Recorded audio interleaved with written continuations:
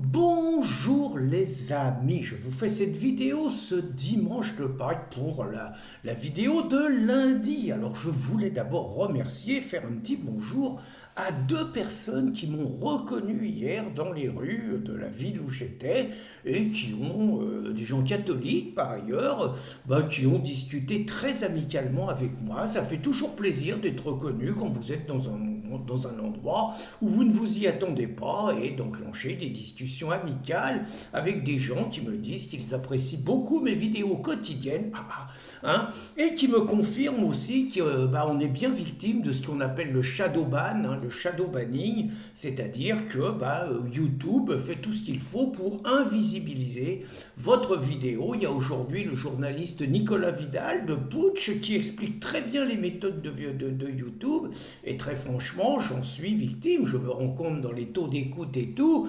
Vous savez qu'avant je faisais entre 30 et 50 000 par jour et qu'aujourd'hui quand on dépasse 10 000 on n'est pas mécontent. Mais ça fait rien, on continue, on a la qualité.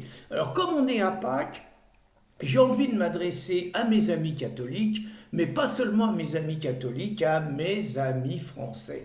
Bon, alors c'est vrai que si on écoute Mélenchon, si on écoute Mathilde Panot, qui veut faire un délit d'islamophobie, on est dans un pays où les musulmans y sont agressés quotidiennement par des Français racistes, fanatisés par les discours d'Éric Zemmour, de Marine Le Pen, de Marion Maréchal, de Sarah Knafo et de tous les méchants.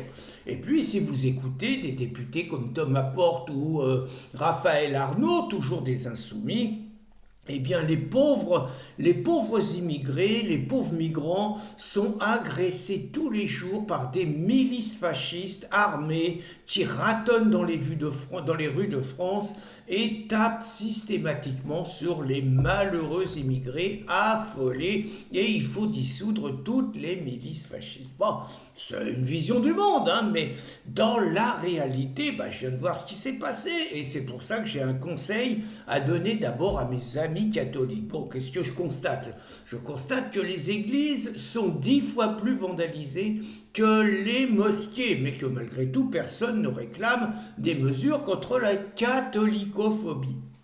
Je, je constate que ce week-end encore, deux prêtres en plein week-end de Pâques ont été agressés, donc à Lisieux et à Tarascon, Tartarin, voilà, deux prêtres. Alors on nous dit pas, on nous dit pas qui sont les agresseurs, on nous dit pas comment ils s'appellent. Bon, rappelez-vous quand même qu'aujourd'hui, être curé c'est dangereux, mais être fidèle dans une église, c'est vachement dangereux.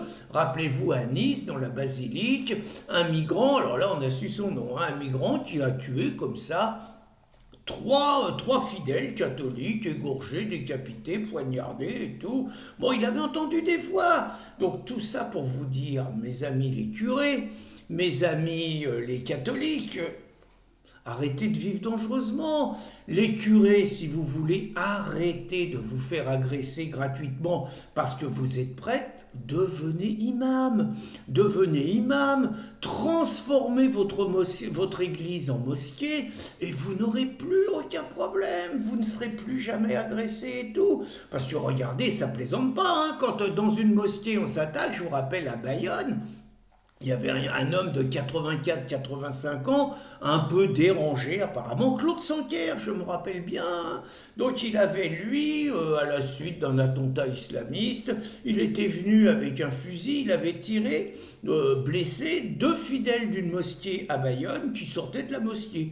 Ouh là là, manifestation géante à Paris contre l'islamophobie, 2019, Mélenchon dans la rue, toute la gauche dans la rue avec les islamistes du CCIF contre l'islamophobie. Et là, donc, la Mathilde Panot qui veut faire un délit d'islamophobie. Vous voyez, dès que vous êtes attaqué, là, vous avez des mobilisations. On en parle pendant 48 heures dans tous les médias. Et puis, tout de suite, grande manifestation de gauche, l'islamophobie, ça suffit. Vous voyez, donc, vous prendrez beaucoup moins de risques, les amis, en vous convertissant, voilà, puis en changeant vos églises en mosquées. Et puis, j'ai envie d'aller plus loin. Les Français, c'est pareil. Enfin, je regarde comme ça deux faits divers. Un petit village de l'Aisne deux paisibles joueurs de pétanque. Hein, les mecs, ils ont leur boule à la main, ils ont quitté le terrain. Bon, ils rentrent chez eux tranquillement en discutant, ils font pas attention.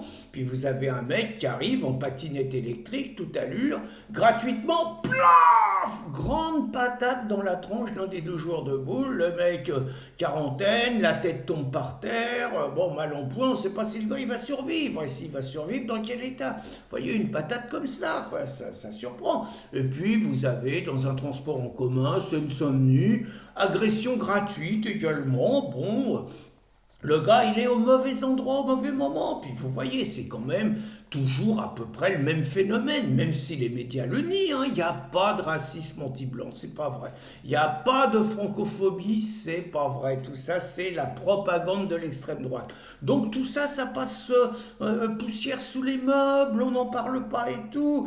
Vous remarquerez qu'il n'y a jamais, pas plus qu'il y a un imam qui est agressé par d'autres personnes, vous remarquerez que ça n'arrive jamais que ça soit une personne d'origine arabo-musulmane ou noire africaine qui soit agressée gratuitement par des méchants nazis, racistes, fascistes, islamophobes, haineux, etc., etc. Ça n'arrive jamais.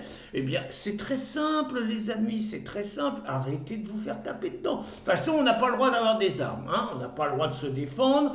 Et en admettant que vous sachiez vous battre, vous mettez un coup de pied dans la tête au mec, vous allez avoir un juge qui va vous dire que vous êtes raciste. Le mec va dire que vous l'avez insulté, propos racistes et tout, et on va vous dire que vous avez adapté une riposte disproportionnée. Ça sert à rien de se défendre. Il y a une solution, les amis, une solution, pas compliquée. Vous vous convertissez à l'islam. Alors attention, il faut que ça se voit. Hein. Vous vous habillez en djellaba et vous verrez, vous ne serez plus jamais agressé en France et vous vivrez encore plus vite dans le vœu que Mélenchon appelle de toutes ses forces, c'est-à-dire dans la nouvelle France qui sera une nouvelle France qui sera sur le même territoire que l'ancienne France mais qui sera commandée par des gens de la nouvelle France auxquels vous serez soumis et inféodés, humiliés quotidiennement, ça s'appelle des dhimmis, mais vous serez vivants et vous ne serez pas trop agressés. Voilà mes conseils de Pâques, les amis, et en attendant, le combat continue. Bonne journée à tous!